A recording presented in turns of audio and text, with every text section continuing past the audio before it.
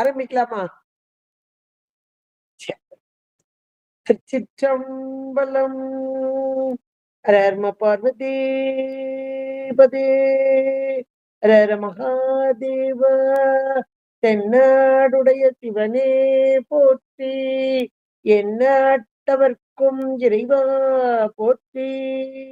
திருச்சிற்றம்பலம். பொழியான திருமேனி உமிழ்தனமிகமேவும் கல்யாண வெஞ்ஞானை கடல் நாளோ மரவ மலையாழு மல தூவும் அடியார்கள் உளமாற வழியாகும் வலிதாய வினை கூட நினையவே. திருச்சிற்றம்பலம். தில்லை குத்தபெருமான் திருவடிகளை சிறமேற்கொண்டு குருமகா சன்னிதானங்கள் பொற்பாதம் பணிந்து அடியவர் பெருமக்கள் பொற்பாதம் பணிந்து இன்றைய சைவ சித்தாந்த அடிப்படை நிகழ்ச்சியை நமக்கு அருமையாக அமைத்துக் கொடுத்து கொண்டிருக்கக்கூடிய அப்பர் அருள்நெறி மன்றத்தை சார்ந்த நடத்தி கொண்டிருக்கும் சாந்தாமையாருக்கும் கோமலையா மற்றும் பேராசிரியர்களுக்கும் பணிவான வணக்கத்தை தெரிவித்துக் கொண்டு கேட்டுக்கொண்டிருக்கும் அனைத்து சிவ தொண்டர்கள் பொற்பாதம் பணிந்து இன்றைய தினத்திலே சைவ சித்தாந்த அடிப்படை முப்பொருள் உண்மை என்பது குறித்து நாம் விளக்கமாக பார்த்து கொண்டிருக்கிறோம். அதில் 3 பொருள் என்ற மாத்திரத்திலே பதி, பசு, பாசம் என்ற நிலையிலே மேலான பொருளாகிய பதி, மேல் பொருள் என்று சொல்வோம். பேரறிவும் பேராற்றலும் கொண்டதான அந்த பொருள் பதி. அந்த பதி இறைவன் உயிர்களாகிய நம்மையெல்லாம் செலுத்தி கொண்டிருக்க, இந்த உயிர்கள் எப்படிப்பட்டது? அதுவும் அறிவுடைய பொருள்தான். ஆனால் சிற்றறிவும் சிறு தொழிலும் கொண்டதாக இருக்கிறது. அறிவு பொருள்தான்.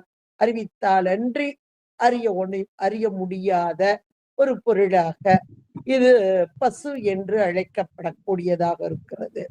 பச்சென்றாலே கட்டப்படுதல் என்பதான ஒரு பொருள். எதன் மூலமாக கட்டப்பட்டிருக்கிறது என்றால் கட்டுக்கள். 3வது பொருள் கட்டு தலை என்பதான ஒரு பொருள். கட்டு தலை பாசம் என்றெல்லாம் கூட இதை சொல்லலாம். பாசம்னாலே கட்டுதான். அப்ப பாசம் தலை கட்டு என்றெல்லாம் சொல்லக்கூடிய இந்த 3வது பொருள் இந்த உயிரின் அறிவை பிணைத்து கொண்டிருக்கும் ஒரு கட்டு. உயிரின் அறிவை 2வது பொருள் சிற்றறிவு பொருள், அறிவித்தாலன்றி அறிய முடியாத பொருள், ஆனால் அறிவு பொருள். ஆனால் 3வது பொருள் எப்படிப்பட்டது அப்படின்னா அறிவு அற்ற ஜடப்பொருள். 2 பொருள் அறிவு பொருள். மேலான அறிவு ஒண்ணு, சிற்றறிவு ஒண்ணு. ஆனா 3வதாக இன்றைக்கு நாம் பார்க்கக்கூடியது பாசம், தழை என்று பார்க்க போகிறோம். அந்த தலையிலேயும் கூட ஆணவம் பற்றியதான சிந்தனையை நாம் மேற்கொள்ள இருக்கிறோம். இறைவன் திருவருளும் குருவருளும் நமக்கு இன்றைக்கு கூட்டி வைத்திருக்கிறது. இந்த தலை கட்டு பாசம் என்ற மாத்திரத்திலே, பாசம்னாலே கட்டுதான். பாசம்னா கயிறுன்னு ஒரு பொருள் உண்டு. கயிறு, கட்டு, தலை என்றெல்லாம் இது கட்டப்பட்டு இருக்கிறது. இந்த பாசத்தினால் கட்டப்பட்டு இருக்க, தலையினால் கட்டப்பட்டு இருக்கிறது. எது கட்டப்பட்டு இருக்கிற? உயிருடைய அறிவு, அறிவுடைய பொருளாகிய உயிர்.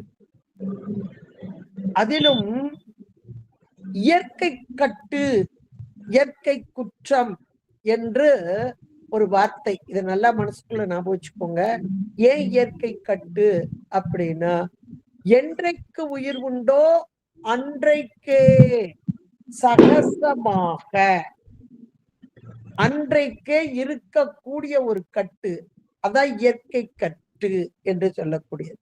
சகஜமாக உயிர் என்று உள்ளதோ அன்றளவும் இந்த உயிரின் அறிவை பிணைத்து அப்படியே கட்டி இறுக்கி கொண்டு இருக்கும் ஒரு பொருள். அந்த பொருளுக்குத்தான் ஆணவம் என்று பெயர் வைத்தார்கள். ஆணவம் என்ற மாத்திரத்தில் இதன் பொருள் என்ன அப்படின்னு பார்த்தா, நமக்கு மனவாசகங்கிறது தான் ரொம்ப அழகான ஒரு சொல்லுல சொல்லிட்டு போயிருக்காங்க. அறியாமை ஆணவம் அப்படின்னு இவ்வளவு ஒரு பொருள் பொதிந்த ஒன்று. ஆனா ஒரு சொல்லுல சொல்லிட்டு போயிட்டார். அறியாமை ஆணவம் அப்படின்ட்டு போயிட்டார். அப்ப அறியாமைனா என்ன அப்படின்னு ஒரு கேள்வியை நம்ம எழுப்பணும். அந்த அறியாமை என்பது என்ன? அறியாமை என்பது நம்முடைய அறிவை தடை செய்யும் ஒன்று. இன்னொன்னு உண்மையை உணராததுதான். வேற ஒண்ணு உண்மை எது பொய் எது என்று அறியாமல் இருத்தல். நீங்க சின்ன பிள்ளைங்க கையில ஒரு தங்க கிண்ணம், அந்த தங்க கிண்ணத்துக்குள்ள கொஞ்சம் பூந்தி போட்டு கையில கொடுங்க. அந்த குழந்தை அந்த தங்க கிண்ணத்தை எடுத்துக்கிடுமா, பூந்தியை எடுக்குமா? நமக்கு ஓரளவுக்கு தெரியும், ஆகா தங்க கிண்ணம்பா அப்படின்னு பூந்தியை கவுத்திட்டு கூட நம்ம தங்கத்தை எடுத்துருவோம். ஆனா அந்த குழந்தை எதை எடுக்கும்? பூந்தியை எடுக்கும். இதுதான் அறியாமை. அப்ப அந்த பொருளின் அந்த மதிப்பு தெரியாத நிலை அறியாமை. இங்க உயிருக்கு அறியாமை என்பது என்ன அப்படின்னா, நான் ஒரு அறிவு பொருள். ஆன்மா என்றால் வியாபகம் உடையது, அறிவு பொருள். இதை உணராத நிலை. ஆன்மா தான் ஒரு அறிவு பொருள் என்பதை உணராத நிலை. இதுதான் அறியாமை. தன்னையும் உணராமல் தன்னை செலுத்தும் ஒரு பேரறிவு பொருள் எனக்குள் இருக்கிறது என்பதையும் அறியாத நிலை. இதுதான் அறியாமை. இந்த அறியாமைன்னு என்னவோ சொல்றாங்களே, ஆணவம் சொல்றாங்க, அறியாமைன்னு சொல்ற. அவர் ஆணவத்துக்கு அறியாமைன்னு ஒரு விளக்கத்தை ஒரே சொல்லில கொண்டு போயிட்டார். அப்ப அறியாமைனா என்ன அப்படின்னா, உண்மையை உணராத தன்மை. அப்ப உண்மை என்ன என்றால், ஆன்மா ஒரு அறிவு பொருள், வியாபக பொருள். ஆன்மான்ற சொல்லுக்கே வியாபகம் என்றுதான் ஒரு பொருள். அப்ப அந்த வியாபக பொருளாகிய ஆன்மா வியாபகத்தன்மையை இழந்து நிற்கிறது. எதனால்? இந்த ஆணவ மலத்தினால். ஒன்றையும் அறிய முடியாமல் அப்படியே அடங்கி கிடக்கிறது. இது சொல்லும் போதுதான் ஆணவம் என்ற சொல் ஆண் கூட்டல் அவம் என்றும் சொல்வார்கள். ஆண் என்றால் பசுக்களாகிய நாம தான். அந்த ஆன்மாவை அணுத்தன்மை பெற வைத்தல். அணு என்றால் சிறுமை, அவம் சிறுமைப்படுத்துதல். இந்த அணுத்தன்மை, அதாவது சிறுமைப்படுத்தி கொண்டிருக்கும் ஒரு பொருள். ஆணவம் என்பது முதல்ல ஒரு பொருள். அதையும் தெரிஞ்சுக்கணும். முப்பொருள் உண்மை அப்படின்னு சொல்றோம் நம்ம. அப்ப முப்பொருள் உண்மையில் பதிமேலான பொருள் பசு இடைப்பொருள். இந்த தலை என்று சொல்லக்கூடிய கட்டு, இது இங்கே கீழான பொருள். இது ஜடப்பொருள். பொருள்லையும் ஆணவம், அதுல 3 பொருள் இருக்கு, நம்ம பார்க்க போறோம். அதுல ஆணவம் இயற்கையாக உள்ள கட்டு. இன்னும் சொல்ல போனா இயற்கை குற்றம், சகசமலம், இயற்கை குற்றம் என்றெல்லாம் இதை சொல்லலாம்.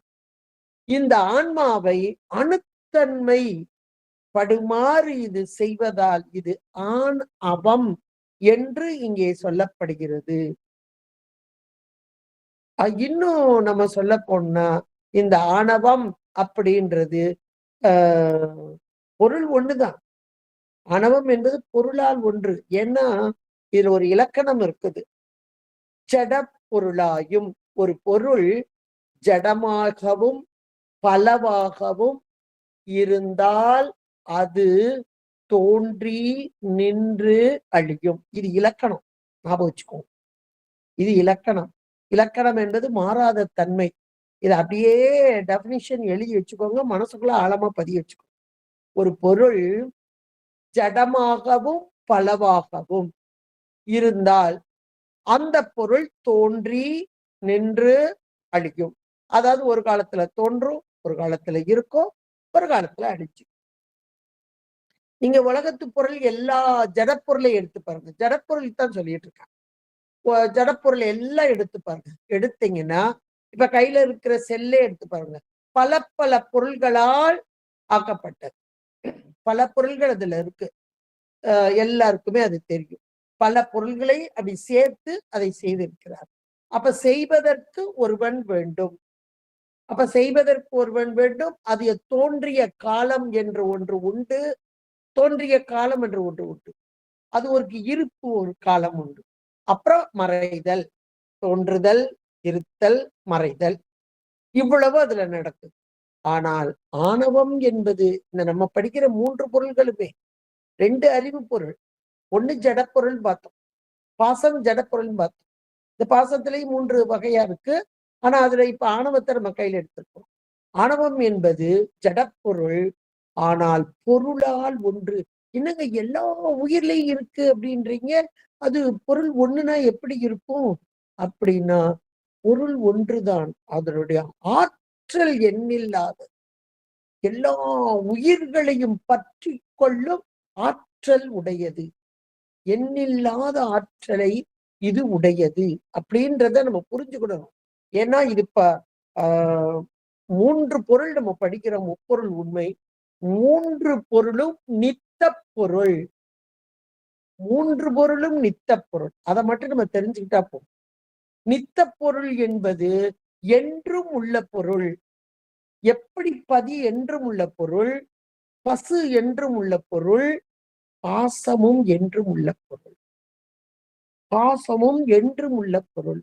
அப்ப என்றும் உள்ள பொருள்னு சொல்றீங்களே, இப்ப ஆணவம் எல்லாம் இருக்கு, கொஞ்சம் கொஞ்சமா தேயும் சொல்றாங்கல்ல, அப்ப நீங்கும் சொல்றாங்கல்ல, அப்ப விட்டு நீங்குதல் என்பது என்ன? இதெல்லாம் நம்ம சிற்றூரைக்குள்ள மாபாடியத்துக்குள்ள போனா ரொம்ப அழகான ஒரு டெபினிஷன்லாம் நமக்கு கொடுத்திருக்காங்க. நம்ம மாதவ சிவஞான சுவாமிகள் வியாபக பொருளுக்கு ஒருவுதல் என்பது இல்லை என்பதெல்லாம் ரொம்ப, ஏன்னா அது நீங்குதல் என்பது கிடையாது.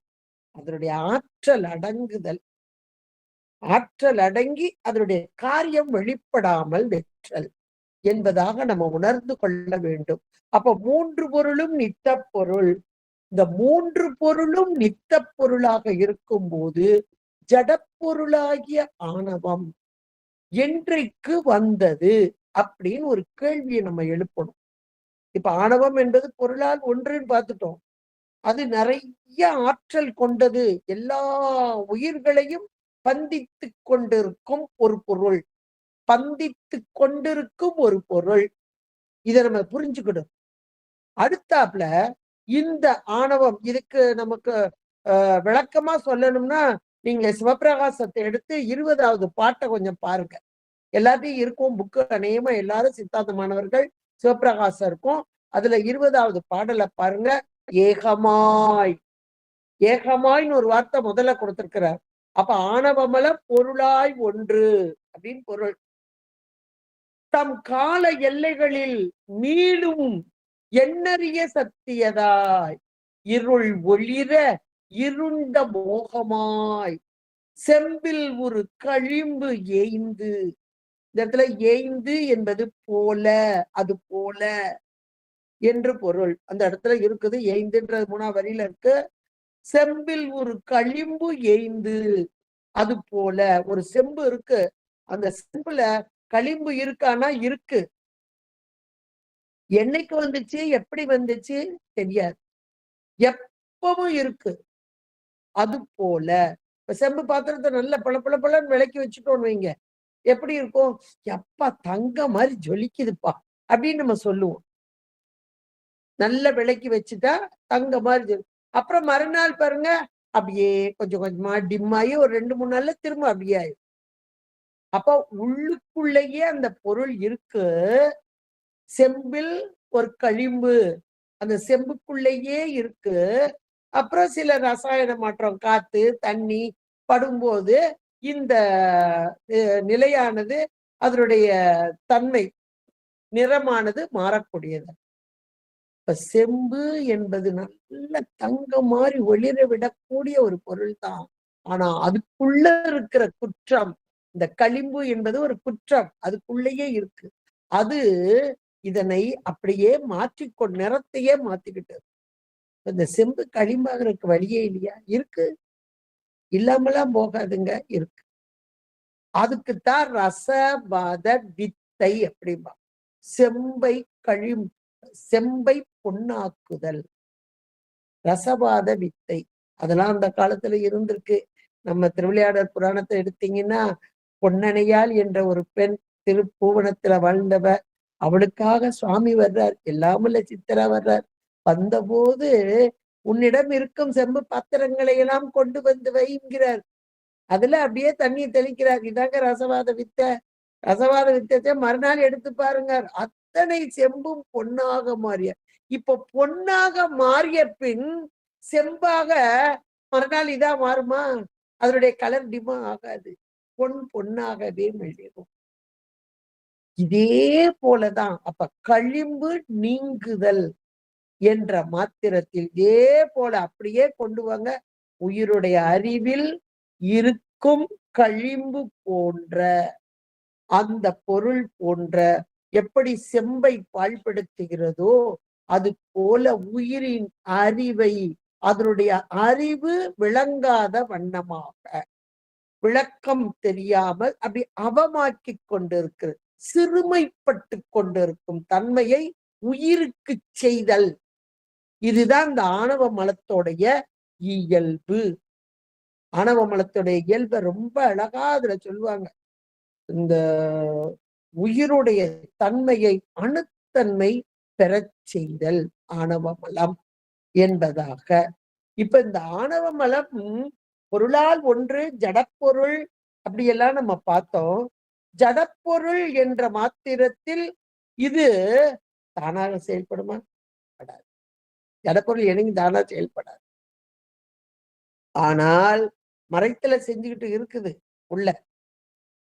இந்த மறைத்தலை செய்து கொண்டிருக்கும் போதுதான் இறைவன் எங்க இருக்கிறான்? அடுத்த கேள்வி ஒண்ணு வரணும். எங்க வருது? அங்க வரும்போதுதான் ஆகா, இந்த உயிர் அறிவுல மறைப்ப செய்து கொண்டிருக்கிற ஒரு குற்றம். ஏன்னா இத குற்றம்னு முதலே சொல்லிட்டோம். குற்றம், பொருள், ஜடப்பொருள், மலம் என்றெல்லாம் இதை சொல்லிட்டோம். அப்ப இறைவன் பேரறிவு பொருள், அவன் இருப்பதும் இந்த உயிர் அறிவுல தானே. அப்ப அவனை போய் மறைக்கணும்ல. உயிர் அறிவை மறைச்சுக்கிட்டு இருக்கு இந்த பொருள். சரி, இந்த உயிர் அறிவுலதான் யார் இருக்கா?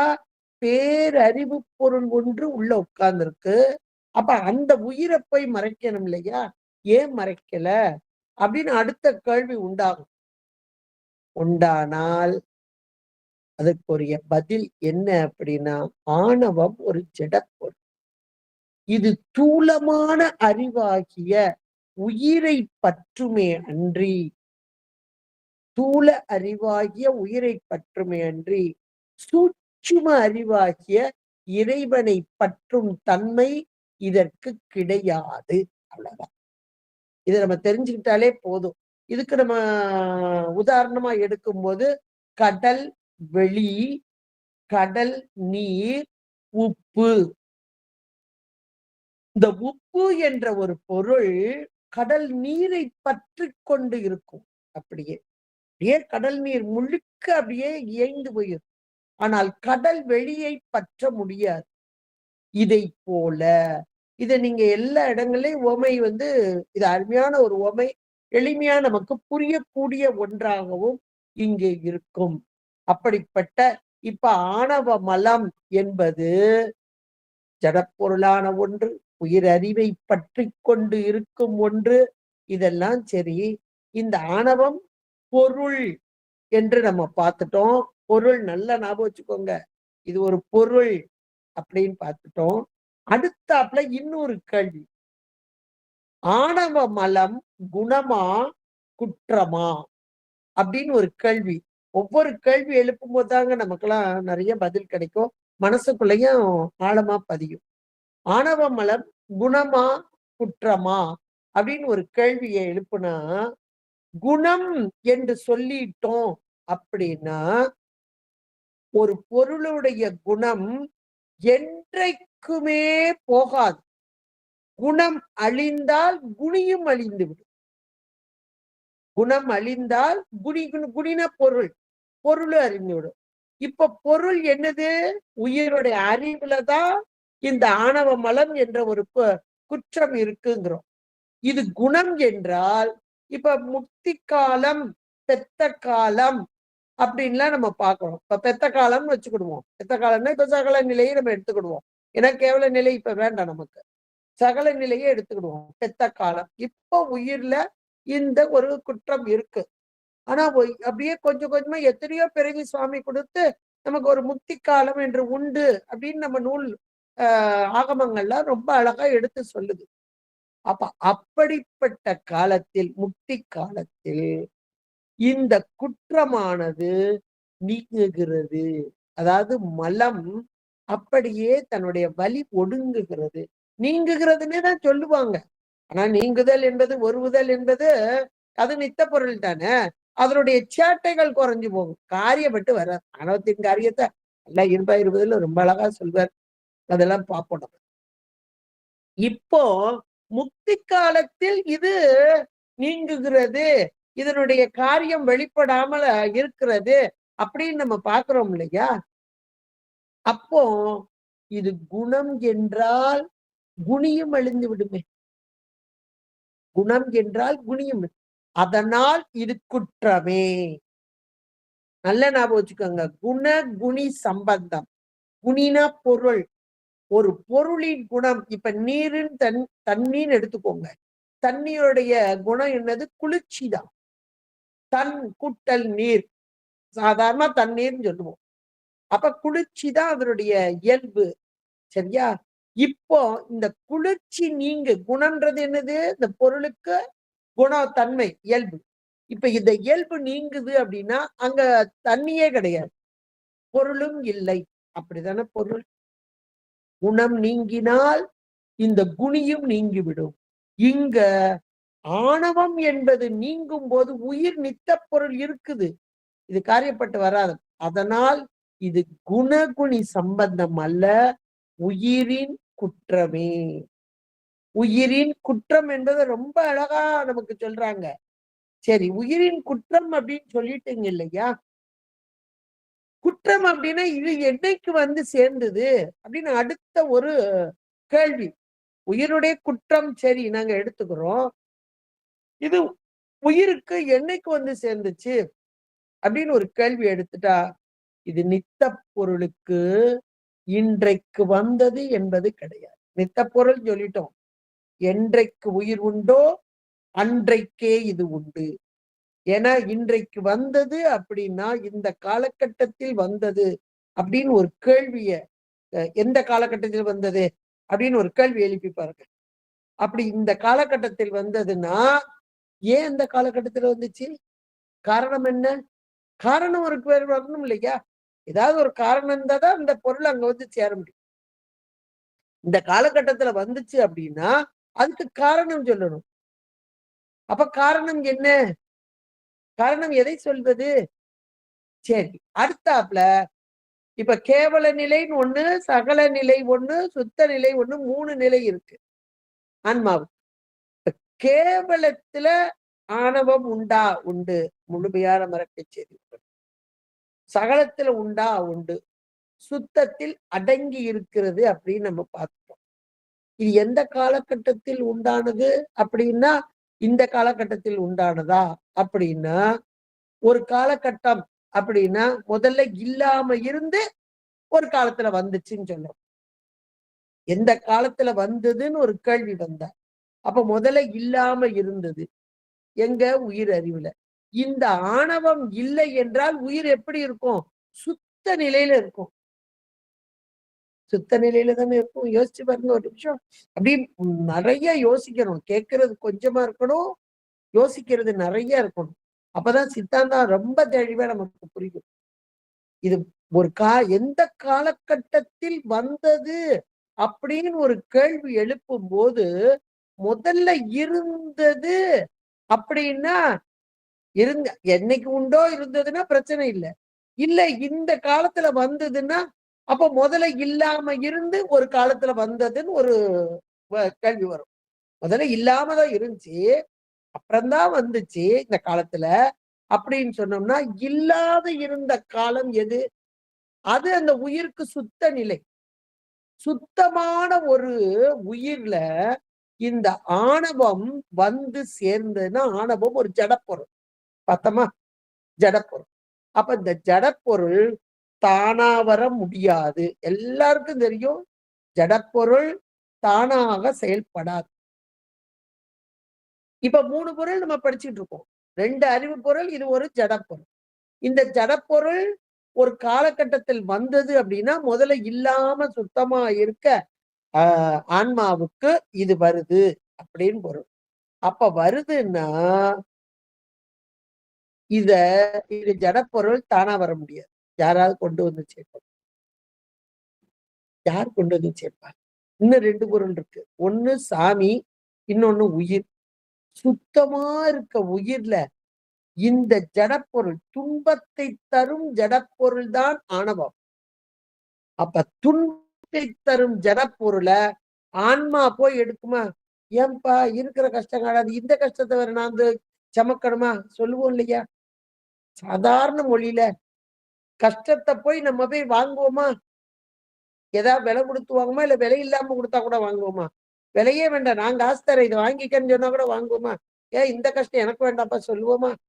அப்ப உயிர் போய் எடுக்குமானா இன்னொரு உண்மை, உயிருக்கு தானாக செயல்படும் தன்மை என்பது கிடையாது. அறிவு பொருளாக இருந்தால் இந்த இடத்துல சுத்தமா இருக்க உயிர்ல இது போய் எடுக்கிறதுன்றது கிடையாது. அடுத்தாப்புல இன்னொரு கேள்வி. இன்னொரு பொருள் இருக்கு. எது? பேரறிவு பொருள். அது கொண்டு வந்து சேர்த்துச்சா அது கருணையே உருவாகும். இந்த துன்பத்தை உயிர்களுக்கு கொடுக்குமா? யோசிச்சு பாருங்க. இதனால் துன்பம் வரப்போகிறது. இந்த ஆணவமலம் என்பதே துன்பம்தான். அந்த துன்பத்தை இந்த உயிர்களுக்கு இறைவன் கொடுப்பாரா? கருணையின் வடிவு. அப்ப கருணையின் வடிவான இறைவனும் கொண்டு வந்து கொடுக்க முடியாது. சுதந்திரமாக செயல்படாத உயிரும் எடுக்க முடியாது. அப்ப ஆணவம் ஜடப்பொருள் தானாகவும் வர முடியாது. நல்லா வச்சுக்கோங்க.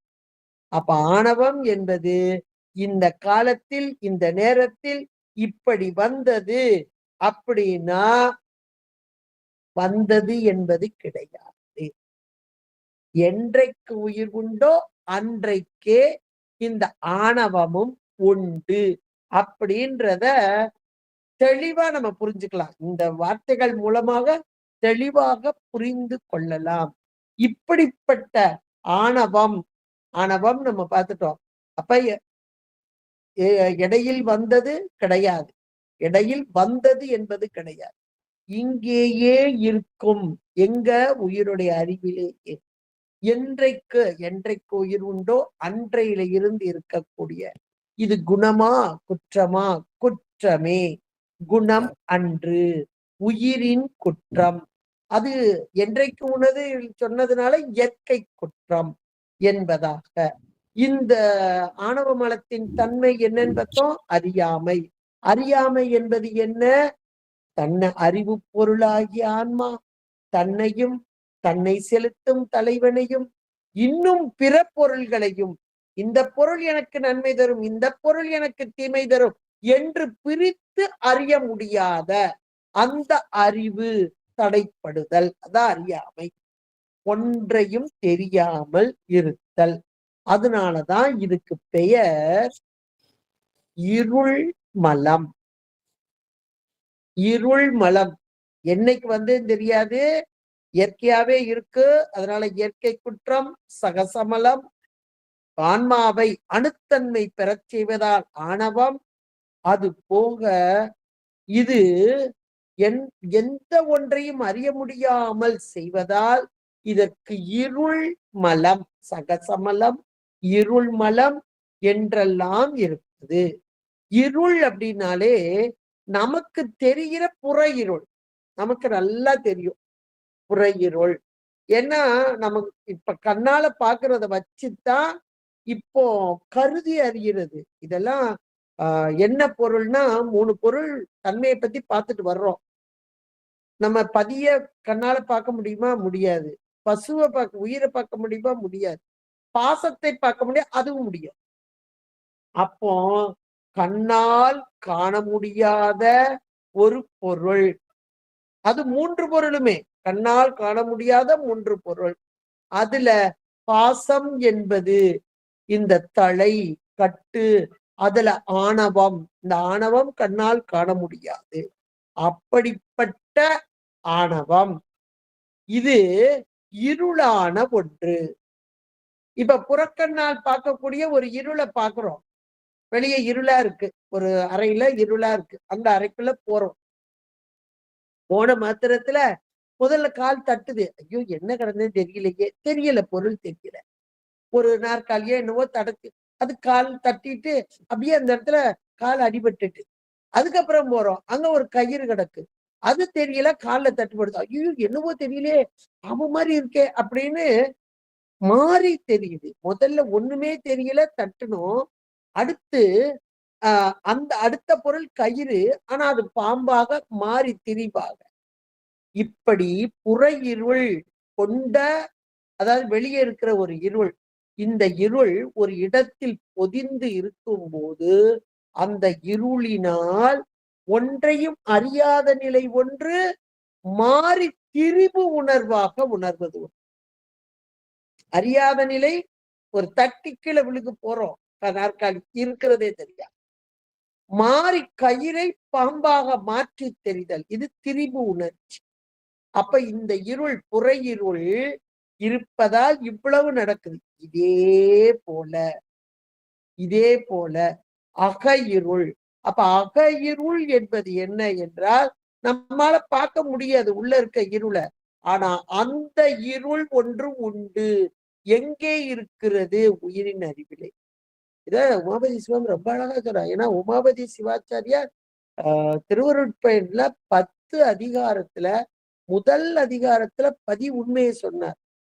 அப்புறம் உயிர் அவை நிலைன்னு உயிர்கள் பசுக்களை பத்தி சொன்னார். மூன்றாவதாக இருள் மல நிலை. அந்த இருள் மல நிலையில 10 குறள் வெண்பா. இந்த 10 குறள் வெண்பால 9 குறள் ஆணவத்துக்கு. கடைசியில 10வது குறள் மட்டும்தான் கண்மம் மாயைக்கு போட்டார். இத நீங்க உண்மை விளக்கத்தோட ஒப்பிட்டு பார்த்தீங்கன்னா அங்க 8 கேள்வியா வந்தது. ஆறாறு தத்துவம் ஏது அப்படின்னு கேள்வி வரும் பாருங்க. அப்ப வரிசையா வரும்போது அதுல 36 தத்துவங்களை பத்தி 22 பாட்டுல அப்படி அழகா போட்டார். போட்டுட்டு கண்மம் மாயை, இதுக்கு மாயைக்கு இது சொல்லியாச்சு. ஆணவம் கண்மம் இந்த ரெண்டுக்கு சேர்த்து ஒரு பாட்டுல தூக்கி போட்டார். அந்த ஒரு பாட்டுலையும் இந்த ஆணவத்துக்கு ஒரு சொல்லாக்கி போட்டார். அறியாமை ஆணவம், நீயான சுகதுக்கம் கண்மம் போட்டார். அதுக்கு ஒரு வார்த்தையாவது போட்டார், நீயான சுகதுக்கம்னு. ஆனா ஆணவத்திற்கு ஒரே ஒரு சொல்ல தூக்கி போட்டார். ஆனா உமாபதி சிவம் இங்க திருவருட்பயன்ல 3வது அதிகாரம் இருள்மல நிலை போட்டு அதுல 9 குறள் வெண்பாய் ஆணவத்திற்கு போட்டு 10வது குறள் மட்டுமே மாயை கண்மத்திற்கு அமைத்து கொடுத்திருக்கிறார் என்றால் அவ்வளவு ஒரு அருமையா ஆணவத்தை பத்தி ரொம்ப எளிமையாக நாம் உணர்ந்து கொள்ளும் வண்ணமாக அமைத்து கொடுத்திருக்கிறார். அதுல 2வது குறள்ல சொல்வார், இருளானது அன்றி இலது எவையும் ஏக பொருளாகி நிற்கும் பொருள். எல்லாவற்றையும் ஒன்றும் தோன்றவாத வண்ணமாக அப்படியே மறைத்து கொண்டிருக்கும் ஒரு பொருள். ஏக பொருளாகி ஒரு வார்த்தையை கொடுத்துட்டார். ஏக பொருள்னா அது மட்டும்தான் தெரியும், வேற எந்த பொருளும் தெரியாது. இன்றைக்கு உயிருடைய அறிவிலே முழுக்க மறைத்திருக்கும் கேவல நிலையில முழு அறியாமை, ஒன்றையுமே தெரியாத அந்த நிலை, அந்த பொருள் அதுதான் இருளானது அன்றி இலது அப்படின்னு. அப்ப புற இருள, அந்த புற இருள்ல எப்படி முழுக்க இருள் இருக்கு, அங்க இருக்கிற பொருள் தெரியல, நாற்காலி தெரியல, கயிறு பாம்பா தெரியுது, இப்படியெல்லாம் நம்ம பார்த்தோமோ அதே போல. ஏன்னா புறையிருளை காமிச்சாதான் அகையிருள்லாம் என்னன்னு தெரியும். ஆனா இதுலயும் கூட இன்னொரு நுணுக்கம் வருது. இந்த அகையிருள் வேற, புறையிருள் வேற. புறையிருள் என்பது நான் ஒரு இருள் இந்த இடத்துல இருக்கிறேன்னு காமிக்குது. ஆனா அகையிருள் தான் ஒரு இருள்னே காமிக்கல. அதையும் அடுத்த பாட்ட சொல்றார், ஒரு பொருளும் காட்டாது இருள் உருவம் காட்டும். இருபொருளும் காட்டாது இது. எவ்வளவு அருமையான ஒரு குரல் கொடுத்திருக்கிறார் பாருங்க. இந்த இருள் முதல்ல புற இருளை சொல்றாரு. ஒரு பொருளும் காட்டாது, உருவம் காட்டும். உள்ள இருக்கிற பொருள் எதையும் காமிக்காது. ஒரு இருட்டான ரூம்குள்ள போனா இங்க நாற்காலி கிடக்கு, இங்க கயிறு கிடக்குன்னு தெரிஞ்சுதா? தெரியல. ஒரு பொருளும் காட்டாது. ஆனால் உருவம் காட்டும்னா நான் ஒரு இருட்டுன்னு காமிக்குது. இந்த அறை இருட்டாக இருக்கிறது அப்படின்னு காமிக்குது. உருவம்னா அதனுடைய உருவம் என்னது? இங்க இருளாக நிக்கிற உருவம் காட்டும். இதுன்னு ஒரு வார்த்தையை போடுறார். ஆணவ மலத்துக்கு இதுன்னு போறார். இது இருபொருளும் காட்டாது, தன்னையும் காட்டாது, உள்ள இருக்கக்கூடிய தலைவனையும் காட்டாது. தலைவன்னா இந்த இடத்துல உயிர். அந்த தலைவனுக்கு தலைவனாக இருக்கும் பதியையும் காட்டாது. அப்ப நம்மையும் அறியாமல் நம்மை செலுத்தும் தலைவனையும் அறிய விடாமல் இருக்கும் ஒரு பொருள், இருளான பொருள், அதுதான் ஆணவம் என்பதாக. எவ்வளவு ஒரு அருமையான பாடல் பாருங்க. எல்லாம் நல்ல நிதானமா கேட்டு, ஏன்னா சாதாரணமா அந்த குரல் படிச்சாலாம் நமக்கு உடனே புரியாது. நம்ம அருளாளர்கள் நமக்கு ஆனந்தராசையாலாம் அவ்வளவு ஒரு விளக்கம் கொடுத்திருக்கிறாங்க திருவெட்பயனுக்கு. இவர்கள் மூலமாக, இந்த பெரியவர்கள் மூலமாக நம்ம கேட்டு அது அந்த பொருளை உணர்ந்தால், ஆகா இவ்வளவு இருக்கா அப்படின்னு நாமாவே உணர்ந்து கொள்ளலாம். இந்த செய்யுளுடைய பொருள் செய்யுள் என்னவோ 7 சீர் கொண்டதாக குறள் வெண்பாவிலே அமைந்திருக்கிறது. ஆனால் அவ்வளவு பொருளை உள்ளடக்கியதான ஒன்றாக அமைந்திருக்கிறது என்றால் ஆணவ மலத்தின் தன்மையை இங்கே அழகாக படம் போட்டு காண்பிக்கிறார் உமாபதி சிவாச்சாரியார். என்னன்னு சொல்றார்? அன்றளவி உள்ளொளியோடு ஆவியிடை அடங்கி இன்றளவும் நின்றது இருள். இந்த நீங்க பாடல அந்த குறள் வெண்பாவில வரக்கூடிய இருள்மலை நிலையை நீங்க பாத்தீங்கன்னா எதுலையுமே ஆணவ மனம்னே சொல்ல மாட்டார். இதும் பாரு, இருளும் பாரு, வரிசையா பாத்தீங்கன்னா ரொம்ப நல்லா இருக்கும். இப்ப எவ்வளவு அழகா கொடுத்திருக்கிற. ஆணவம்னே சொல்ல மாட்டார். இது போன பாட்டுல இதுன்னு கொடுத்தாரு. இந்த பாட்டுல இருள் அப்படின்னு கொடுப்பார். அந்த இருள், அந்த ஆணவ மலம், ஆவி இடை. ஆவினா உயிர்கிட்டதான் இருக்குது, உயிரோட அறிவுல இருக்கு. எப்படி இருக்கு? உள்ளொளியோடு. உள் ஒளினா அந்த உயிருடைய அறிவுல இருக்கக்கூடிய இறைவன். அப்ப இறைவன் உள்ள இருக்கிறார். அந்த இறைவன் உள்ள இருக்க, அந்த உயிருடைய அறிவுல இருக்க, அதுக்குள்ள உட்கார்ந்து இருக்கான். என்ன தெனாவட்டு சொல்லுவோம் பத்தியா? நான் இருக்கேன், எனக்கு தெரியாம உட்கார்ந்து இருக்கு அப்படின்னு சொல்லுவோம் பாருங்க. தெனாவட்டா இருக்குன்னு சொல்லுவேன். அது மாதிரி தெனாவட்டு இந்த ஆனந்தத்துக்கு. அவ்வளவுதான். இந்த இருள் ஆவியிடை உள் ஒளியோடு அன்றளாவி. என்னைக்கு வந்தது? அனாதி. இதான் அன்றளாவினா அனாதி. அனாதி காலம் தொட்டு அடங்கி. ஒரு வார்த்தை போடுறாரு, அடங்கி. அடங்குதல் என்பது இறைவனுக்கு கீழ்பட்டு. இறைவன்கிட்ட இதுக்கு இதெல்லாம் பாஜா பழிக்காதும்பாங்க இல்லையா? அதே போல அடங்கி, கீழ் அடங்கி இன்றளவும் நின்றது. இன்னைக்கு வரைக்கும் உட்கார்ந்து கிடக்குது இந்த ஆணவ மலம் அப்படின்றத ரொம்ப அழகா. இதுக்குதான் நமக்கு உமை அப்படின்னு எடுத்துக்கன்னா கடல் வெளி, நீர், உப்பு அப்படி எடுத்துக்கூடாது. அப்ப இறைவனை ஏன்னா இறைவன் என்பது சூட்சும அறிவு. அந்த அறிவை பற்ற முடியாது இந்த மலம் அப்படின்றதெல்லாம் நம்ம புரிஞ்சுக்கலாம். அதுக்கு இந்த ஓமைதான் நமக்கு எளிதாக புரியக்கூடிய ஒன்றாகவும் இங்கே அமைந்து உள்ளது.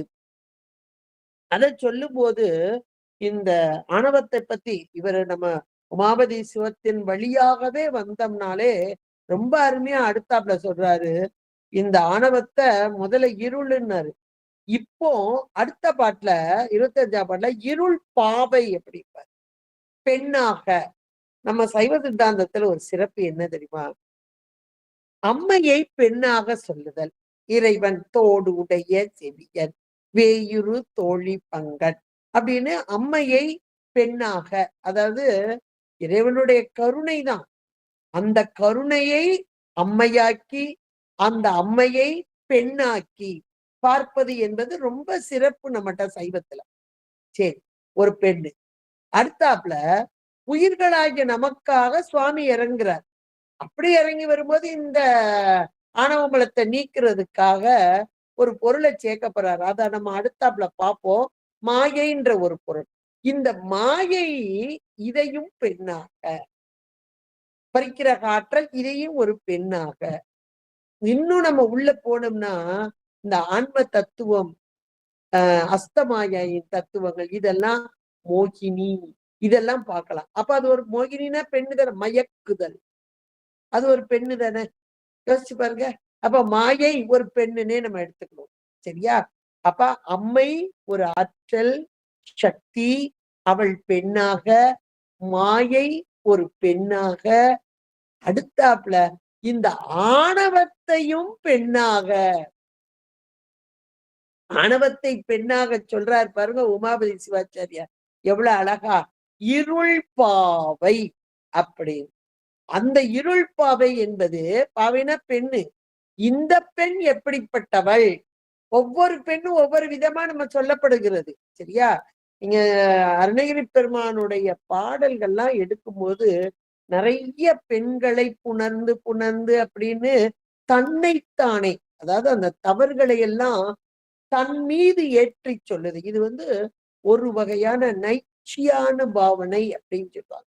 அதாவது தான் தப்பே செய்யலைனாலும் தவறை தான் ஏற்றுக்கொள்வது. இது ஒரு பக்குவ நிலை. ரொம்ப உகந்த பக்குவ நிலையில உள்ளவங்கதான் தவறை யாராவது ஏத்துக்கணும். தப்பே செஞ்சாரு நான் தப்பு செய்யல அப்படிப்போம்.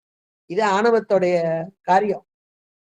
ஆனா ஆணவம் அடக்கியவர்கள் எல்லா தவறையும் தன்னுடையதாக்கி செல்வார். இது நைச்சியானுபாவம் அப்படின்னு அதுல வரும். நீங்க திருப்புகள்ல எடுத்தா பெண்ணின் மயக்கத்தை சொல்லிக் கொண்டே வருவார். அவர் சொல்லும் பெண் மயக்கம் என்பது ஒண்ணு ஆணவ மலக்காரியம், இன்னொன்று மாயை மயக்குதல் அப்படின்றது. இது எல்லாமே தான் மாயையாகி அந்த காரியத்துல தானே இந்த ஐம்பொறிகளோடு ஐம்புலன்களோடு அப்படியே உலகத்தை நோக்கி நோக்கி இருத்தல் அப்படின்றதான் அங்க வருது. சரியா? இங்க இந்த ஆணவ மலம் என்ற இருள் பாவை, இந்த இருள் பாவையை சொல்றாரு. பலரை புணர்ந்தும், இருள் பாவை என்பவள் மோசமான நடத்தை உள்ள பெண் அப்படின்னு அதுல பொருள் அங்க. அப்ப இந்த பெண் எதை செய்வாள் அப்படின்றா, பலரை புணர்ந்தும், பல பேரோட தொடர்பு வச்சிருக்கிறா. ஆனா இருள் பாவைக்கு உண்டு என்றும் கணவருக்கும் தோன்றாத, என்றும் கணவருக்கு தோன்றாத கற்பு உண்டு. ஆனா தன்னுடைய கணவன்கிட்ட நல்ல மாதிரி, அதாவது உயிர், இந்த கணவன்றது இந்த இடத்துல உயிர். அப்ப உயிர் என்ன நினைக்குது? ஆகா, நம்ம மனைவி மாதிரி இல்ல, அப்படி நல்லவ கிடையாது, அவன் நல்லவன் உலகத்திலே கிடையாது அப்படின்னு நினைக்குது. ஆனா அந்த பெண் எப்படிப்பட்டவள்? மிக மிக மோசமானவள். அந்த மோசமான நிலை என்ன அப்படின்னா, தான் எல்லாவற்றையும் மறைத்து உண்மையை உணர ஒட்டாமல், அதாவது உயிர்களாகிய நாம் இது உண்மை இது பொய் என்று உணர முடியாத ஒரு நிலை வருகிறது என்றால் அதற்கு முழுமையான காரணம் ஆணவமே. ஆணவமே. இது கூட நம்ம அடுத்தாப்புல மாயை பார்க்கும்போது இன்னும் கொஞ்சம் நம்ம பார்ப்போம். ஏன்னா மாயை மயக்குமா விளக்குமான்றதுக்கெல்லாம் நம்ம அடுத்தாப்புல மாயை பார்க்கும்போது பார்ப்போம். ஆனால் மயக்கத்தை செய்வது ஆணவமே, அறியாமையை செய்வது ஆணவமே. அதுக்குதான் இந்த குறள் ரொம்ப அருமையான ஒன்று.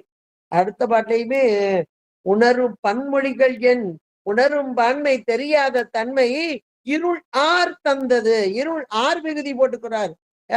அவர் பெரியவர்ப்பா, அவர் வந்தாருப்பா அப்படின்னு ஒரு இதுல சொல்லுவோம் பாத்தீங்களா? அது மாதிரி இந்த ஆணவ மலத்துக்கு இருள் ஆர் விகுதி போட்டு அது ஒரு பெருமையா சொல்றார். ஆணவ மலம் அந்த இருளார், அதுதான் ஒன்னும் உணர முடியாத தன்மை. உணரும் தன்மை என உயிராகிய உயிர் அறிவு பொருள் எல்லாவற்றையும் உணரக்கூடிய தன்மை உடைய உயிர் ஒன்றையும் உணர முடியாமல் இன்றைக்கு இருக்கிறது என்றால் அதற்கு காரணம் என்ன அப்படின்னா, அது இந்த ஆணவ மலத்தின் காரணமாக, அதான் இருளார் தந்தது.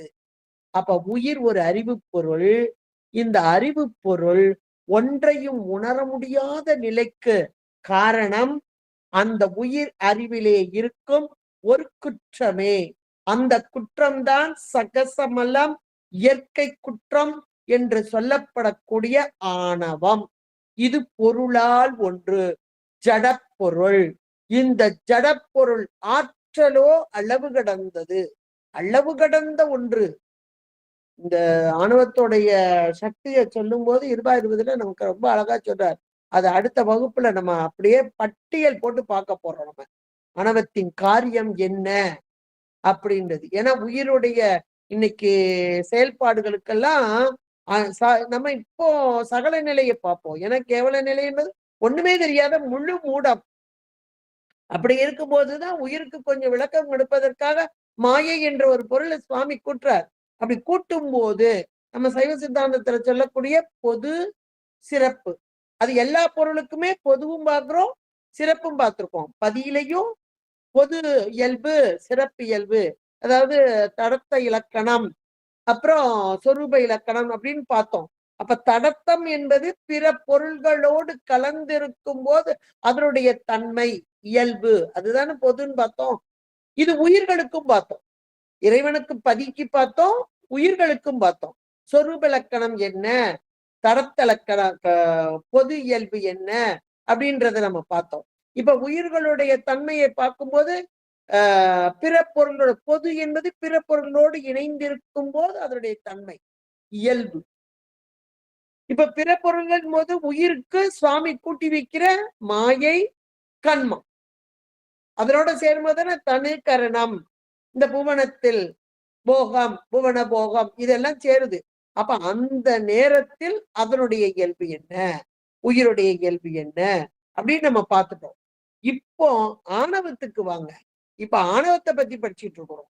இப்ப பாசம் அதுல முதலாக இருக்கக்கூடியது ஆணவம். இப்ப இந்த ஆணவத்திற்கும் பொது என்று உண்டு, சிறப்பு என்று ஒன்று உண்டு. பொது, இப்ப சிறப்புன்னா இது மட்டும் தனித்து இருக்குது. அதானே நம்ம பார்க்கிறோம். சிறப்புனா அதனுடைய தனித்தன்மை. ஆணவத்துடைய தனித்தன்மை என்ன அப்படின்னா முழு அறியாமையை ஏற்படுத்துதல், முழு மூடமாக்கு. இந்த உயிர்கள் ஒன்றையுமே அறிய முடியாம முழு மூடனில், அதுதான் கேவல நிலை என்று சொல்லப்படக்கூடியது. கேவல நிலை என்பது முழு மூட நிலையிலே இருக்கும் தன்மை. அப்ப முழு அறியாமை. அதனாலதான் அவர் அழகா போட்டாரு உண்மை விளக்கத்துல, அறியாமை ஆணவம், முழுமையான மறைப்பை செய்தல் அப்படின்னு. அப்போ அந்த முழு மறைப்பில் இருக்கும்போது எந்த ஒன்று விளங்காது. யாருக்கு? உயிருக்கு. உயிர் என்ற ஒன்றுதான் அறிவு பொருள், எல்லாவற்றையும் அறிந்து அனுபவிக்கும் பொருள். இப்ப அறியவும் முடியாது, அனுபவிக்கவும் முடியாது. இதற்கு காரணம் என்ன? இந்த குற்றம், இயற்கை குற்றமாகிய ஆணவமலம். இதிலிருந்து விடுபடுவதற்காகத்தான் இறைவன் எம்பெருமான் மாயை கண்மங்களை இருக்கிறார். இப்ப ஆணவமலம் தனியா இருக்கும் போது அதனுடைய தன்மை என்ன அப்படின்னு பார்த்தோம், முழு அறியாமை. அந்த முழு அறியாமையோடு கூடிய இந்த உயிர்கள் ஒன்றையும் அறியாத நிலையிலே இருத்தல். இது இந்த அறியாமையை தரக்கூடிய இந்த ஆணவ மலம். அதனை சொல்லும் போது நமக்கு அவரும் நம்ம அழகா உமாபதி சிவாச்சாரியார் பொடிக்கவியில சொல்லும்போது ரொம்ப அழகா சொல்றார். ஒளிக்கும் இருளுக்கும் ஒன்றே இடம். ஒளி என்பது அப்பதே பார்த்தோம், இறைவன் எங்கே இருக்கிறான்? உயிர் அறிவிலே இருக்கிறான். இருள் என்ற ஆணவ மலம் எங்கே இருக்கிறது? உயிர் அறிவிலே இருக்கிறது. இவ்வளவு மேலான பேரறிவு, ஒளியான ஒரு பொருள், அது உள்ள இருக்கிற இடத்துல இருள் இங்க இருக்க முடியுமா என்றால் இருக்கிறது. எப்படி இருக்கிறது, எந்த நிலையில் இருக்கிறது அப்படின்றதெல்லாம் சொல்றதுதாங்க சைவ சித்தாந்தம். அதனாலதான் அடிக்கடி அடியேன்னு சொல்றது எங்க மாணவர்களுக்கு, சைவ சித்தாந்தம்னு எதையோ படிக்க போறோம்னு நினைச்சு வராதிங்க. நம்மை பற்றிய பாடம். இந்த 3 பொருள் இருக்கு, முப்பொருள் உண்மை எங்கே இருக்கிறதுன்னு ஒரு கேள்வியை கேட்டீங்கன்னா, உயிர் அறிவிலே இருக்கும் பேரறிவுடைய பொருள். அந்த இறைவன் அந்த உயிரின் அறிவை மறைத்து கொண்டு இருக்கும் ஒரு இருள் மலம் ஆணவம். இப்ப இந்த இருள் மலத்தை நீக்கி உயிர்களுக்கு விளக்கம் தருவதற்காக கொடுத்திருக்கும் மாயா கண்மம். இப்ப எல்லா பொருளும் இங்க வந்துட்டா, 3 பொருள் வந்துட்டா, பதி வந்துட்டு, பசு வந்துட்டு, பசுதானே அம்பிட்டுக்கு இடம் கொடுத்து உட்கார்ந்து கிடக்கு. அப்ப நம்மை பற்றிய பாடத்தைத்தான் நம்ம படிக்கிறோம் சைவ சித்தாந்தத்துல. எதையோ பற்றி யாரையோ பற்றி படிக்கல. நம்மை பற்றிய பாடம் என்போது நமக்கு எவ்வளவு சந்தோஷமா இருக்கணும், எவ்வளவு ஒரு ஆர்வமா படிக்கணும்ன்றதை நீங்க உணர்ந்துக்கங்க. நம்ம பத்தி தெரிஞ்சுக்கிறதுல நமக்கு எவ்வளவு ஆர்வம் வரணும். இந்த ஆர்வம் வர வர வர வர சைவ சித்தாந்த பாடங்கள் தெளிவாக மனதிற்குள் நமக்கு பதிய ஆரம்பித்து விடும். இந்த கொடிக்கவியில ரொம்ப அழகா சொல்றார், ஒளிக்கும் இருளுக்கும் இடம் ஒன்றே இடம், ஒன்று மேலிடில் ஒன்று ஒளிக்கும், எனினும் இருள் அடராது, உள் உயிர்க்கு உயிராய் தெளிக்கும் அறிவு திகழ்ந்து உள்ளதேனும் திரிமலத்தே குளிக்கும் உயிர். அருமையான ஒரு பாட்டுங்க இந்த பாட்டு. அருள் கூடும்படி கொடிகட்டினேனே, எவ்வளவு அருமையான பாட்டு பாருங்க. ஒன்று மேலிடில் ஒன்று ஒளிக்கும். எது மேல ஓங்கி நிக்குது? ஒரு காலத்தில் ஆணவம் அந்த இருள் மேலோங்கி நின்றது. அதனால் உயிரின் அறிவும் அந்த அறிவை செலுத்தும் இறைவனும் தெரியாமல் இருந்தது. இப்போது மலம் தேய தேய தேய அதனுடைய வலி குன்ற குன்ற குன்ற அங்கே உள்ளே இருக்கும் ஒளிப்பொருள் அங்கே வெளிப்பட்டு தோன்ற தோன்ற தோன்ற அந்த ஒளியினால் இந்த உயிர் அறிவும் இந்த நான் ஒரு அறிவு பொருள் என்பதை உணரும். இந்த ஒளி இறை என்ற ஒளி தோன்றிய போதுதான் இந்த உயிர் தன்னையும் அறியும் தலைவனை. தன்னை அறிந்து தலைவனை அறிந்ததா என்றால் கிடையாது. தலைவனை அறிந்து தன்னை அறியும். இதுதான் 8ஆம் சூத்திரமும் நமக்கு தெளிவாக சொல்கிறது. மாணிக்க வாசகர் இதை அழகாக இன்றென்ன கருளி இருள் கடிந்துள்ளத்து எழுகின்ற ஞாயிறே போன்று இன்று எனக்கு அருளி இருள் கடிந்து. அப்ப இருள் கடிந்து என்ற மாத்திரத்திலே மலம் அடங்கிய நிலை. இந்த மலம் அடங்கும் போது உள்ளிருக்கும் ஒளி வெளிப்பட்டு தோன்றக்கூடியதாக. எவ்வளவு ஒரு அருமையான வார்த்தைகள் பாருங்க. இத நமக்கு உமாபதி சிவம் போற்றிப்பகுரடியில அவ்வளவு அழகா கொடுத்திருக்கிறாருங்க. அதாவது முதல் உற்பவம் வந்த வரலாறு அப்படின்ற அந்த இதுல அந்த 7வது இதுல இருந்து அழகா முந்துற்ற நெல்லுக்கு முந்துற்ற அப்படிம்பார். முந்துற்ற மாத்திரம் அனாதி காலம் தொட்டு என்னைக்கு நெல் இருக்கோ அன்னைக்கே பூமி உண்டு. இது அருமையான ஒரு ஓமை. இத கடல் நீர், கடல் கடல் கடல் நீர் உப்பு, அது ஒரு வகை ஓமை. செம்பிலே களிம்பு, அது ஒரு ஓமை. இந்த ஆணவமலருடைய இருப்பு அதை சொல்லக்கூடியது. உயிருடைய அறிவிலே பந்தித்து கொண்டிருக்கும் தன்மையை சொல்லக்கூடியது. அதே போல நெல்லில் அங்க உமி தவிடு அப்படின்னு சொல்லுவாங்க. அது போல இங்கே நெல்லுக்கு முந்துற்ற நெல்லுக்கு உமி தவிடு நீடு செம்பில் காளிதம். காளிதம்னா அங்க இருக்கக்கூடிய அந்த செம்புல இருக்கக்கூடிய குற்றமாகிய அது காளிதம். தொல்லை கடல் தோன்ற தோன்று வரும். இந்த 3 உவமையில சொல்லிட்டாரு பாருங்க. எல்லாம் ஒரு உடைவப்பாய் தான் உள்ளவாறு கண்டாய் அருவமாய் எவ்வுயிருமார்த்தே உருவுடைய. இது எப்படி வருதா? உருவுடைய மாமணியை உள்நடக்கும் உள் அடக்கும் மானாகம். உருவுடைய மாமணியை உள் அடக்கும் மானாகம். வன்னிதனை தான் அடக்கும் காட்ட தகுதியும் போல. 2 ஓமை. ஓமை சொல்றதுல உமாபதி சிவாச்சாரியார் மாதிரி யாரும் கிடையாதுங்க. எவ்வளவு ஒரு அருமையா சொல்றவங்க. அந்த ஆணவமலை இருக்கிற இடத்துல சாமி இருப்பாரா அப்படின்னா இருக்குல்ல. எங்க இருக்கு? உருவுடைய மாமணியை உள்ளடக்கும் மாநாகம். இந்த நாகம் நஞ்சு பையி, அதுக்குள்ளேயே ஒரு மாமணியை அடக்கி இருக்கு. அதே போல வன்னிதனை தான் அடக்கும் காட்ட தகுதி. வன்னினா நெருப்பு. நெருப்பு எங்க இருக்குன்னா ஒரு விறகுல இருக்கு. வெளியே தெரியுதா? தெரியல. அது போல ஞானத்தின் கண்ணை மறைத்த கடியதொழில் ஆணவத்தால் என்னும் செயல் மாண்ட எவ்வுயிர்க்கும். அருமையான வார்த்தை. ஆணவத்தால் என்னும் செயல் மாண்ட எவ்வுயிர்க்கும். இப்படிப்பட்ட உயிர்கள், ஒன்றையும் உணராமல் இருக்கும் இந்த உயிர்களுக்கு சுவாமி என்ன கொடுக்கிறாரு? உள் நாடி, உள்ளுக்குள்ள இருந்தே, இது வெளியே நடக்கிற ப்ராசஸ் இல்ல, உள் நாடி கற்புலனால் காணார்தம் கை கொடுத்த கோலே போல பொற்புடைய மாயை புணர்ப்பின் கண். எவ்வளவு அருமையான வார்த்தைகள் பாருங்க, அருமையா இருக்கு போற்றிப்பவருடைய.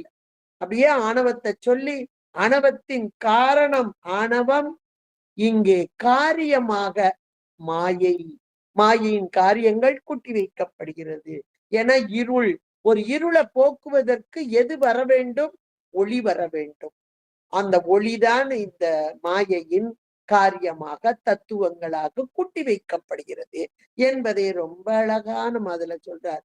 இப்படிப்பட்ட ஆணவம் என்ற ஒரு பொருள் முதல்ல, ஆணவம் இதுல முதல்ல வரிசையா பட்டியல் போட்டு மனசுக்குள்ள கொண்டு வர வேண்டியது என்னன்னா, ஆணவம் என்பது பொருளால் ஒன்று. ஏன்னா அப்பதே நான் ஒரு இலக்கணம் சொன்னேன், அந்த இலக்கணத்தை மறக்காதீங்க. ஜடமான ஒரு பொருள், ஜடமும் பலவுமாக நின்ற பொருள் தோன்றி நின்று அழி. அப்ப இந்த ஆணவம் என்பது தோன்றி நின்று அழியல, நித்த பொருள். அதனால் பொருளால் ஒன்று, பொருளால் ஒன்று. காரியங்கள் தான், அதனுடைய ஆற்றல் தான் காரியப்பட்டு வருது. அது ஏராளமான சக்தியை உடையது. அது அடுத்த வகுப்புல அந்த ஆணவத்தின் காரியம் என்ன அப்படின்றத நம்ம பார்ப்போம். அது எப்படின்றத இவருடைய வழியிலேயே நம்ம பார்ப்போம். 2020 அது அழகாக கொடுக்கப்பட்டிருக்கு. இப்ப ஆணவத்தினுடைய பொதுத்தன்மையை பார்த்தோம், சிறப்புத்தன்மையை பார்த்தோம். சிறப்பு என்பது முழு அறியாமையை செய்வது, ஒன்றை அறியவிடாது. பொதுத்தன்மை என்பது இன்னும் பார்க்க போறோம். அது கூட அடுத்த வகுப்புலதான் நம்ம பார்க்க போறோம். பொதுத்தன்மை என்பது மாயை கண்மம் கூட்டி வைக்கப்பட்ட பொழுது ஆணவத்தின் செயல் எப்படி இருக்கும், அவ்வளவுதான். முதல்ல முழுக்க ஒண்ணுமே தெரியாத நிலை. இப்ப மாயா கண்மமும் கூட்டி வைத்த மாத்திரத்தில் இந்த ஆணவம் எப்படி செயல்படும் அப்படின்றத அதுலதான் இப்ப அப்பதே பார்த்தோம். ஒரு இருள் இருக்கு, ஒரு அறையில, இதுக்கு ஒரு சிம்பிளான எக்ஸாம்பிள் எடுத்துக்கோங்க. ஒரு அறையில இருள் இருக்கு, ரொம்ப கும் இருட்டுமாங்க இல்லையா, எல்லாம் ஜன்னலெல்லாம் மூடி இருக்கு, உள்ளுக்குள்ள ஒரு வெளிச்சம் கிடையாது, இருட்டா இருக்கு. அப்படி இருட்டா இருக்கும்போது போகும்போதே காலில் ஒண்ணுன்னா தட்டுப்பட்டு கீழே விழுங்க பாக்குறோம், ஒண்ணுமே தெரியாம இருக்கு. இந்த நேரத்துல ஒரு சின்ன கையில இருக்கிற செல்ல வச்சு டார்ச் லைட் காமிக்கிறோம், அப்பாடா கொஞ்சம் லேசா வெளிச்சம் தெரியுது, ஏன் அங்க என்னவோ கயிறு மாதிரி கிடக்கு, என்னன்னு பாரு, ஏன் பாம்பு மாதிரி நெளியுது பாரு அப்படிமோ. இது திரிபு உணர்ச்சி. அப்ப முதல்ல முழுமையான இருள், இப்போ அறகுற வெளிச்சம். முழுமையான வெளிச்சம் இல்ல, லேசான வெளிச்சம். இந்த லேசான வெளிச்சம் இந்த இருளை ஊடுருவி செல்லும் போது அங்கே இருக்கும் பொருள் ஒன்று பிரிதொன்றாக காட்சிப்படுதல், இது திரிபு உணர்ச்சி. இதெல்லாம் நம்ம உயிர் உடம்போடு கூடி இருக்கும் போது நடக்கும் நிகழ்ச்சி எல்லாம் வச்சு வச்சு பாருங்க இன்னைக்கு. இதெல்லாம் காரணம் எது? ஆணவம். அத்தனைக்கு காரணம். இப்ப இந்த டார்ச் லைட்டை கொண்டு போறோம், அங்க இருக்கிற பொருள் ஒரு பொருள் வேற ஒன்னா தெரியுது. இதுக்கு காரணம் எது? டார்ச் லைட்டா அல்லது இருளா? யோசிச்சு பாருங்க. அங்க இருக்க இருளா, கையில இருக்க டார்ச் லைட்டனும் வெளிச்சத்தை தான் காமிக்குது. ஆனா முழுமையான வெளிச்சம் காமிக்காம அறகுற வெளிச்சத்தை காமிக்குது. அதனால அங்க இருக்க இருள் நல்ல திக்கா இருக்கு. அதனால லேசான வெளிச்சம் வரும்போது ஒரு பொருள் கயிறு பாம்பாக தோன்றுகிறது. அப்ப ஒன்றை பிரிதொன்றாக திரிபு உணர்ச்சி ஏற்படுதல். இதற்கு காரணம் இருளே அன்றி கையில இருக்க டார்ச் இல்ல, மாயை காரணம் அல்ல, அந்த இருள் ஆணவ இருளே காரணம். இந்த ஆணவ இருளுடைய தன்மையை நம்ம புரிஞ்சுக்கிட்டாலே மேலான நிலை அடையலாம். அந்த ஆணவ இருளை உணர்தல் என்பது ரொம்ப கடினம். அப்ப ஆணவ இருளை நமக்கு உணர்த்துவது யார் என்றால் இறைவனே. குருவாக வந்து உணர்த்தவில்லை என்றால் ஒன்றையும் நாமாக உணர முடியாது. இந்த ஆணவ இருளுக்குத்தான் புற இருளை காண்பித்து அக இருளை வைத்து நமக்கு அழகாக உமாபதி சிவாச்சாரியார் சொன்னதையும் நம்ம பார்த்தோம். இதையெல்லாம் மீண்டும் ஒரு தடவை நீங்க ரீகால் பண்ணி பாருங்க. ஏன்னா ஆணவ மலம் என்பது மேலான ஒன்று. இத நம்ம மூலமலம், ஆணவ மலம், சகசமலம், உயிரின் குற்றம், இயற்கை குற்றம் அப்படின்லாம் பார்த்தோம். அப்ப இதனுடைய தன்மை என்ன அப்படின்றத இன்னும் பார்க்க போறோம். இன்னும் அதனுடைய இதனுடைய சிறப்புன்னு முழு அறியாமைன்னு பார்த்தோம். ஆனா பொது என்ற மாத்திரத்தில் இதனுடைய காரியம் எப்படி எல்லாம் வருது அப்படின்றத ஆணவத்தின் பொது இயல்பு என்ற தலைப்பிலே அடுத்த வாரத்திலே ஆணவம் காரியப்பட்டு வரும்போது, மாயை கண்மத்தோடு கூடி காரியப்பட்டு வரும்போது அதனுடைய செயல்கள் எப்படி இருக்கும் என்பதை சாமி நமக்கு உணர்த்துவர். நூல்கள் வழியாக நாம் உணர்ந்து கொள்வோம் என்று கூறி, இந்த ஆணவ மலம் அறியவே முடியாதா என்றால் முடியும். என்றைக்கு இறைவன் திருவருள் வந்தால் அந்த மலத்தை ஆகா இதுக்காரும் இந்த மலத்தோடு கூடியிருந்தோமே என்று நாம் உணரக்கூடியவர்களாக மாறுவோம். அதை நூல் வழியாகவே நம்ம வள்ளுவநாயனார் நிறைய சொல்லியிருக்கார். அதையும் நம்ம அடுத்த வாரம் நம்ம பார்க்கலாம். பார்த்து ஆணவ மலத்தின் தன்மையை உணர்ந்து கொஞ்சம் கொஞ்சமாக அதை விட்டு விலகுதல் என்பது ஒன்றை விட வேண்டுமென்றால் ஒன்றை பற்றி கொள்ள வேண்டும். எதை பற்ற வேண்டும்? இதை பற்றினால் இது தானாக விலகிவிடும். மற்ற பற்று எனக்கு இன்றி நின் திருப்பாதமே மனம் பாவித்தேன். அந்த திருப்பாதம் என்பதுதான் மேலான ஒளி.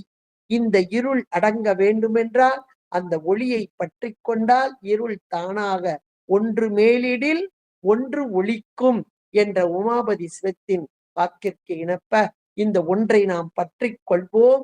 இந்த இருள் தானாக மறைந்துவிடும் என்று கூறிக்கொண்டு ஆணவ மலத்தின் தன்மையை இதுக்காரும் இறைவன் நமக்கு உணர்த்த அருமையாக கேட்டு மகிழ்ந்த அனைவரின் பொற்பாதம் பணிந்து உங்களிடமிருந்து விடைபெறுகிறேன். நன்றி, வணக்கம். திருச்சிற்றம்பலம்.